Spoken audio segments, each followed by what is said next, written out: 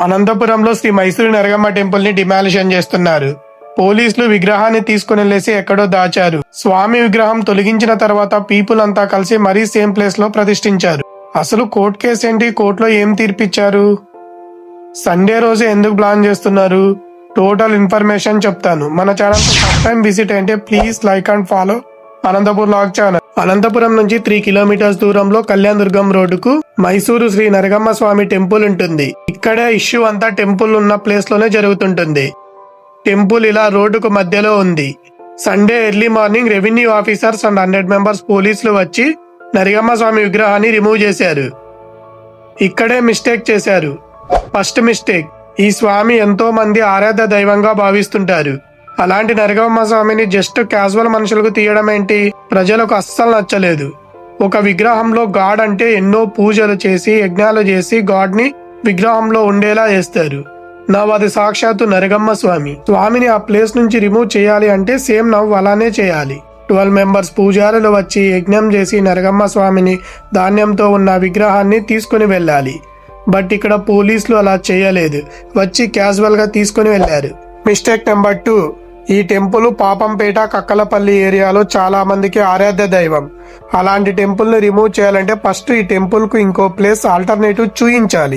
ఆ ప్లేస్ లో first temple ని బిల్డ్ చేసి నరగమ్మ స్వామిని తీసుకుని వెళ్తే కొంతన్నా నెగిటివిటీ తగ్గుతుంటుంది. అలా చేయకుండా రిమూవ్ చేస్తా అంటే ప్రజలు ఊరుకుంటారా? ఏం చేశారో ఇప్పుడు చూడండి. తీసుకొని వెళ్లిన నరగమ్మ స్వామిని ప్రజలందరూ కలిసి తీసుకొని వచ్చి ప్రతిష్ఠించి పూజలు చేశారు. నెక్స్ట్ డేకు 300 మెంబర్స్ రోడ్డు మీద ధర్నాకు దిగారు. గవర్నమెంట్ మీద, గవర్నమెంట్ ఆఫీసర్స్ మీద ఫుల్ నెగిటివిటీ. నాకు అసలు ఒకటి అర్థం కావడం లేదు. ఇంత జరుగుతున్న మన అనంతపూర్ ఎమ్మెల్యే శ్రీ దగ్గుపాటి ప్రసాద్ గారు ఏం చేస్తున్నారో ఏమో. ఆఫ్టర్నూన్ చూస్తే 300 పోలీసులు వచ్చి డిమాలిషన్ చేస్తా అని అక్కడ గాసిప్స్ వచ్చాయి. బట్ టుడే అలా ఏం జరగలేదు. Temple issue start. ఈ ఇష్యూ 2021లోనే స్టార్ట్ అయింది. అనంతపురం నుంచి కళ్యాణ్ దుర్గం రోడ్డులో ఉన్న హైవేను 4 రోడ్ స్టార్ట్ చేశారు. 2021లో టెంపుల్ రిమూవ్ చేస్తామన్నా ప్రజలు వ్యతిరేకించారు. అప్పుడు ఈ ప్లేస్ ను అలానే వదిలేసి రోడ్ ని కంప్లీట్ చేశారు. ఇలా టెంపుల్ రోడ్డుకు మిడిల్ లో ఉంటుంది.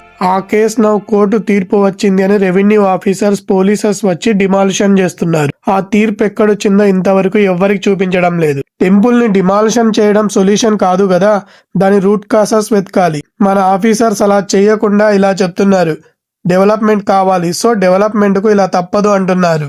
ఇదేమైనా సిటీకు దూరంగా ఉందా? సిటీలో ఉంది. హైవే అయినా డ్రైవింగ్ కంట్రోల్లోనే వస్తారు. సో యాక్సిడెంట్ ఇష్యూస్ కూడా ఏం జరగవు.